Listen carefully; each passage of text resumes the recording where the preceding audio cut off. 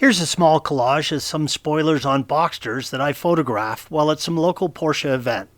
There seems to be an almost unlimited number of styles.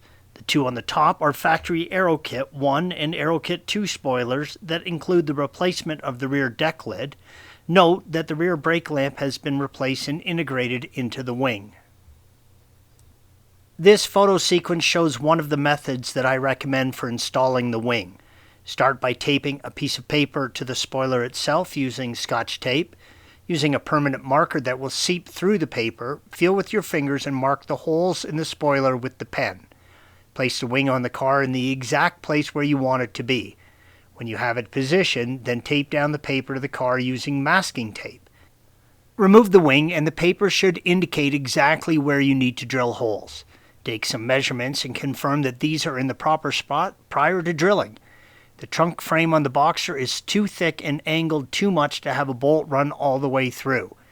Using a very small hole saw, cut a small access hole, green arrow, so that you can insert the bolt and a swivel socket driver through. When done drilling, make sure that you coat the edges of all the holes with some paint to prevent the bare metal from rusting. If your rear wing has integrated third brake light, then snake the cable down the side of the trunk inside the deck lid.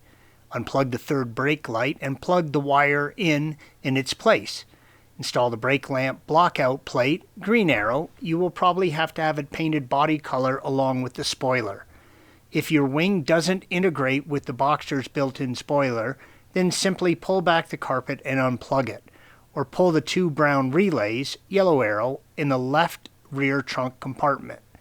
For pre-2001 cars, you can eliminate the spoiler warning lamp by removing the bulb in the gauge cluster.